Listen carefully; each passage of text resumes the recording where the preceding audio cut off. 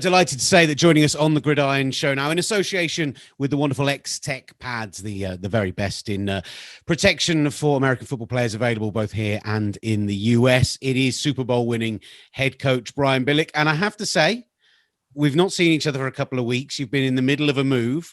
Yeah. Is that the new pads that we're seeing behind us right now? Yes, we reestablished in Columbus, where my daughter and my grandkids are, and I've been starting my shows for the network. So I got myself set up here a little bit. So hopefully things will begin to smooth out for me. I'm still knee deep in boxes, so it's not fun.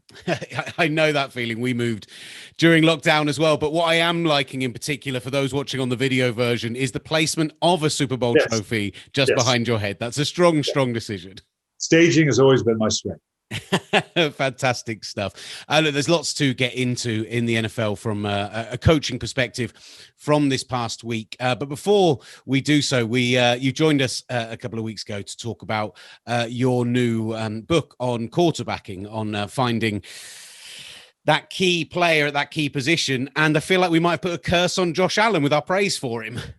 We did. It was interesting, wasn't it? Because when we last talked, he was on this unbelievable run. And remember, let's as we talk about in the book, The Q Factor, the biggest knock on Josh Allen coming out was the completion percentage, and that's a big one. That typically doesn't get better in the NFL. When we last visited, he was on a 4-game run where he was better than 70% completion percentage, on a 48-1 or 48-2 touchdown to interception ratio, and was riding high. Struggled a little bit last week, had 2 interceptions. And then this week, obviously, against a very good Kansas City team, really couldn't step up and carry that on. So that brings back into question for Josh Allen, who has been playing very, very well. But is he indeed going to be that franchise quarterback? Has he overcome consistently the lack of completion percentage that plagued him in college and in the first 2 years here in the NFL? Or were the last 2 weeks an aberration, and can he get back into that rhythm that we saw in the first 4 games of the season? Perfect stuff. I wanted to, from a coaching perspective, ask you about the situation currently going on in New Jersey or New York. Bills fans don't like you calling it New York, as I'm sure you're aware, but a lot of calls for Adam Gase to be removed from his job. Others claiming that, keeping him there is almost helping them in the Trevor Lawrence stakes. I wanted to ask you about the idea of culture there and the idea of making a change mid-season, and whether that might actually make New York a more attractive landing spot come free agency in the draft. Well, this is always a tough one, yet we're coming up on that. We've already seen two coaching changes, actually, when you're talking about in Atlanta and Dan Quinn. And now even surprisingly in Houston, because where you had not only head coach, but general manager, Bill O'Brien. And for those that even by NFL standards, a little ahead of the curve. You might see this with Adam Gase. Again, let's look at the history. Adam Gase was he was the quarterback whisperer, came out of Chicago, went to Miami, was going to mentor Ryan Tannehill, did not work out. Ryan Tannehill, not productive at all in Miami. He gets gets hired with the New York Jets to now mentor Sam Darnold and work his magic up there. The combination of the fact that Ryan Tannehill went on to Tennessee and is having a really great year, following up a phenomenal year last year, and the fact that Sam Darnold has not progressed at all. I think if not now, then eventually there's going to have to be a change. Joe Douglas, who was with me in Baltimore, is the general manager.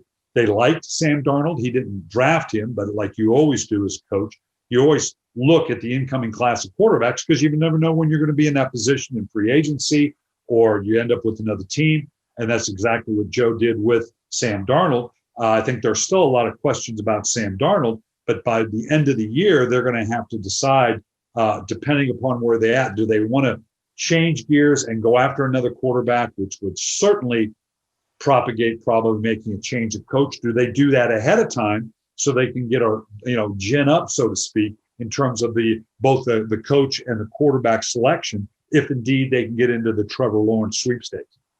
There are a couple of names currently pinging around the NFL as kind of second-time coaching opportunities. We've seen Raheem Morris taking over in Atlanta, a lot of play for Todd Bowles right now, and we'll maybe get onto that in a moment. Do you think actually for Adam Gase, a lot of the issues we're seeing can be related to similar problems that we saw in Miami as well. And actually maybe going from one job to another, rather than taking that year out, taking stock, learning from your mistakes and then going back. Do you think there is a school of thought for saying actually taking a year out as a coach is a good thing? Sure, it can be, but these jobs are hard to come by. And if one's available, you need to take it. And he did in New York. His problem in New York right now is the same as he was in Miami. He didn't have much of a supporting cast around the quarterback, whether it was the receiving core, whether it's the offensive line. So, that's a combination of it as well. That doesn't mean he's responsible, but he's going to be held accountable, because at the end of the day, that's what happens with the head coach. You're going to be held accountable for it all with the wins and losses. And my guess is it's not going to bode well for Adam Gase in New York. What do you make for the calls for someone like Todd Bowles, who we saw put on a phenomenal game plan this past weekend against Aaron Rodgers, to see a chance at head coach next year? Could be. He had that chance before, didn't turn out well. But clearly, and when we get into that hiring and firing season, which is inevitable come January, and there'll be the predictable 5 or 6, 7 changes in head coaching position, you're going to draw from a number of different categories. You're going to take, the hot offensive or defensive coordinator, the hot college head coach, or find a coach with more experience. And you tend to hire the opposite of what you just fired. So teams that have maybe gone through the hot coordinators and it didn't turn out well, or tried the college head coach and it didn't turn out well, their most viable option may be to go to someone that's had head coaching experience in the NFL and is given that next chance. And Todd Bowles will certainly fit in that category. It's interesting because you mentioned the situation with Ryan Tannehill, and Tennessee is obviously another place where there's some hot candidates. Arthur Smith there is another one who's being talked up as a possible head coach for next year. When you're the head coach and you have a coordinator, a position coach who is being so heavily touted, how do you kind of handle that? How do you approach that? And knowing that there's every chance you're going to lose your guy who's really helping you out. Right. Well, you professionally, someone helped you in that same situation. So you have the kind of obligation to mentor and help them across the process. By the same token, not only we're cognizant of the fact that you're going to lose a good coach, but you don't want it to be a distraction during the course of the season. My mentor, Denny Green, God rest his soul, did a phenomenal job as things were beginning to gin up about my potentially becoming a head coach. And you're anxious because I want to stay focused on the job at hand. We were a 15-1 Minnesota Viking team at the time. I didn't want to be the thing that cost us. I didn't want to lose my focus on the job at hand. But this other opportunity is clearly out there, and you've got to prepare for it as well. So Denny did a great job of mentoring me and saying, tell you what, here's what we'll do. Friday, when the hay's in the barn, so to speak, and all the practices are done and the game plans are done, you and I will sit down and we'll talk through the situation, what's going on, what you might do, what are some of the opportunities, who are the people involved. So that gave me an opportunity to not be anxious about, well, is Denny going to support me in this? How do I ask him a question without acting like my focus isn't where it should be, which is our existing team? He cut out a very defined time that I knew I was going to get to, and we could address those things. So it was a great way to approach it. It's interesting because I wonder, do you start to think about, okay, Arthur Smith is being hotly linked. Do you start looking at the other coaches in the building? I know there's been a lot of talk about Rob Hughes, their running back coach, Pat O'Hara, the quarterback coach, as guys who might be coordinators in the future. Do you start to think to yourself, have a little eye on the job they're doing and start to think, maybe I'll have a replacement in the building? Well, that's all part of it. And it's not just the coach on your field that may have this opportunity, but other coaches, because it's a very transient profession. Everybody has interactions and relationships with everybody else. And if you have some high quality coaches, position coaches or coordinators that could become head coach, position coaches that could become coordinators, yes, you always have a ready list of 3 and 4 guys that you're ready to place into those positions, which means other people have that list as well. So one of the challenges of the existing team, I've had 8 of my guys going to become head coaches, is you want to mentor them to help them go forward, but you also want to recognize, okay, I got some guys here that I want to protect, that I don't want to lose to those potential coaches. So that's all part of the dynamic.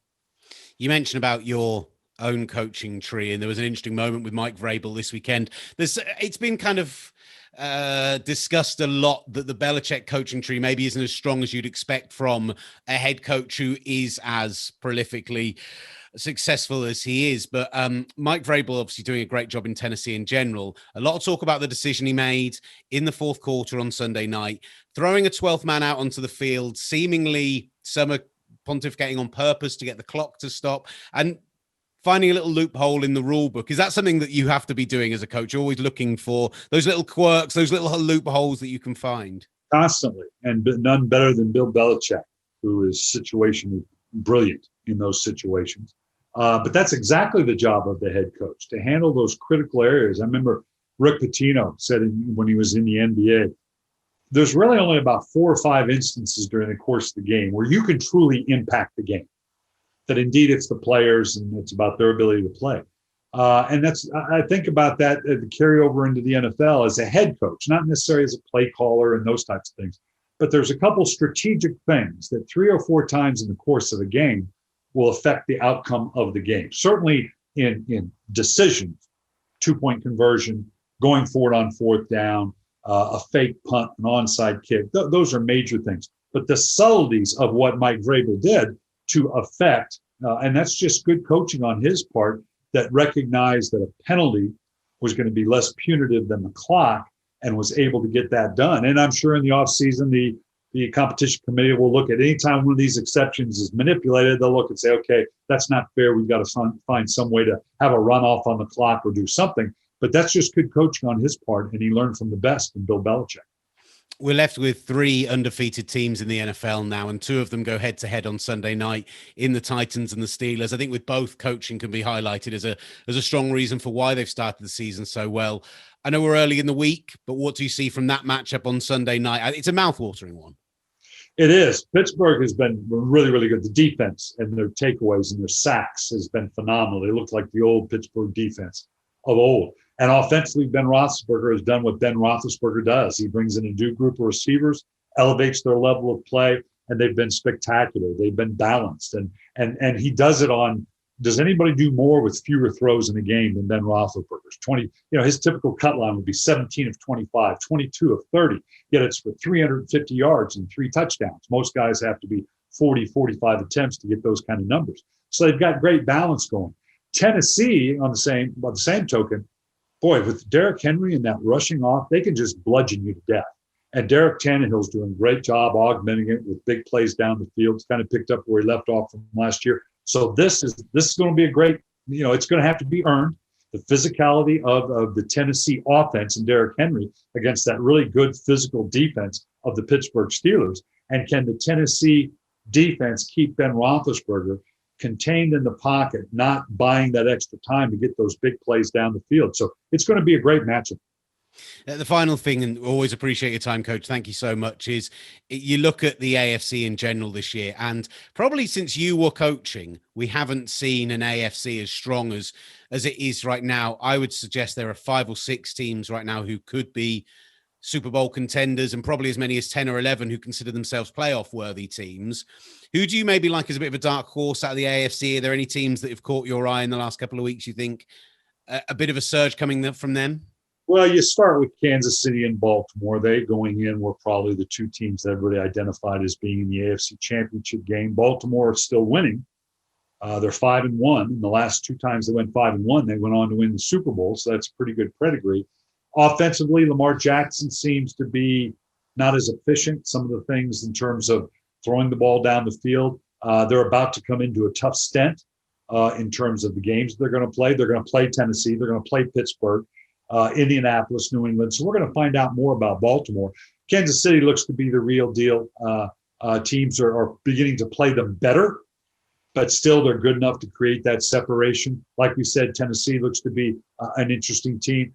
Houston was a funny team. Obviously, they've kind of fallen by the wayside, but still a very good team that's going to be heard from, not necessarily in terms of winning the league, but having an impact in terms of the teams they're playing. The Buffalo Bills, and again, we talked about Josh Allen, is if Josh Allen can get back into that rhythm and show us he was the quarterback of the first 4 weeks, not the last 2 weeks, then they're going to be right there in the hunt of it as well. If not, and he stays on this course that shows he kind of is who we thought he was the first 2 years, then that's that's going to be a little bit different for them as well.